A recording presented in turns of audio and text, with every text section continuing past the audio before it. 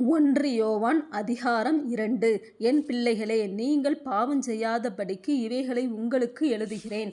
ஒருவன் பாவம் செய்வானானால் நீதிபரராயிருக்கிற இயேசு கிறிஸ்து நமக்காக பிதாவினிடத்தில் பரிந்து பேசுகிறவராயிருக்கிறார். நம்முடைய பாவங்களை நிவிர்த்தி செய்கிற கிருபாதார பலி அவரே.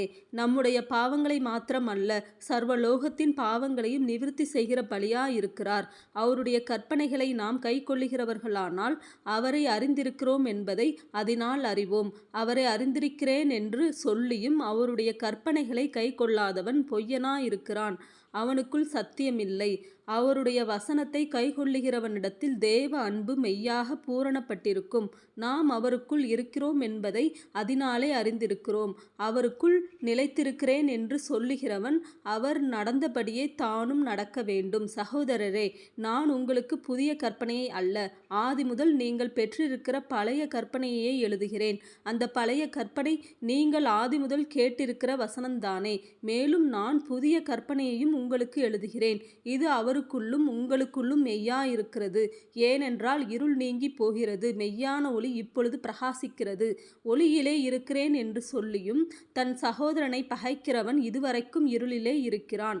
தன் சகோதரனிடத்தில் அன்பு கூறுகிறவன் ஒளியிலே நிலை கொண்டிருக்கிறான், அவனிடத்தில் இடரல் ஒன்றுமில்லை. தன் சகோதரனை பகைக்கிறவன் இருளிலே இருந்து இருளிலே நடக்கிறான். இருளானது அவன் கண்களை குருடாக்கினபடியால் தான் போகும் இடம் இன்னதென்று அறியாதிருக்கிறான். பிள்ளைகளே, அவருடைய நாமத்தின் மித்தம் உங்கள் பாவங்கள் மன்னிக்கப்பட்டிருக்கிறதினால் உங்களுக்கு எழுதுகிறேன். பிதாக்களை ஆதி முதலில் இருக்கிறவரை நீங்கள் அறிந்திருக்கிறதினால் உங்களுக்கு எழுதுகிறேன்.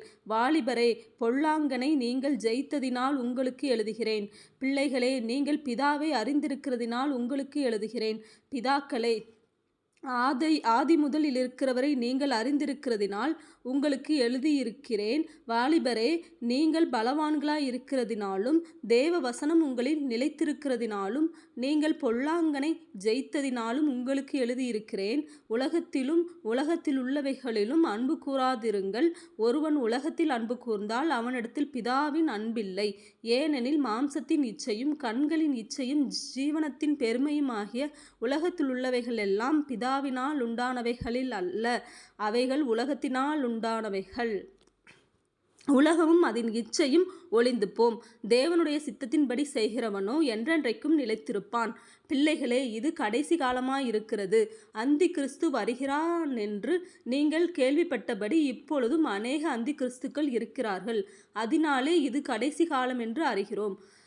அவர்கள் நம்மை விட்டு பிரிந்து போனார்கள், ஆகிலும் அவர்கள் நம்முடையவர்களாய் இருக்கவில்லை. நம்முடையவர்களாய் இருந்தார்களானால் நம்முடனே நிலைத்திருப்பார்களே. எல்லாரும் நம்முடையவர்கள் அல்லவென்று வெளியாகும்படிக்கே பிரிந்து போனார்கள். நீங்கள் பரிசுத்தராலே அபிஷேகம் பெற்று சகலத்தையும் அறிந்திருக்கிறீர்கள். சத்தியத்தை நீங்கள் அறியாததினால் அல்ல, நீங்கள் சத்தியத்தை அறிந்திருக்கிறதினாலும் சத்தியத்தினால் ஒரு பொய்யும் உண்டாயிராதென்பதை நீங்கள் அறிந்திருக்கிறதினாலும் உங்களுக்கு எழுதியிருக்கிறேன்.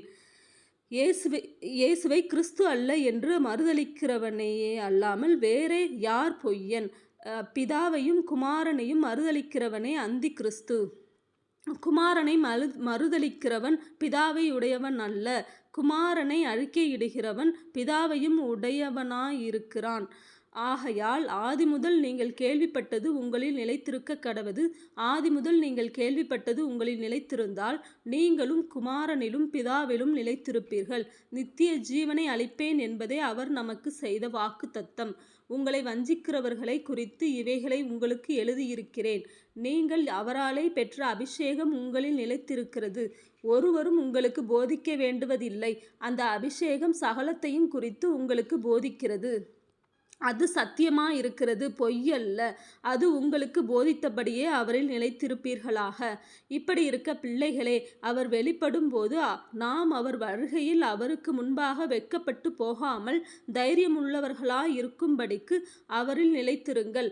அவர் நீதியுள்ளவராய் இருக்கிறார் என்று உங்களுக்கு தெரிந்திருப்பதினால் நீதியை செய்கிறவன் என்பனும் அவரில் பிறந்தவன் என்று அறிந்திருக்கிறீர்கள்.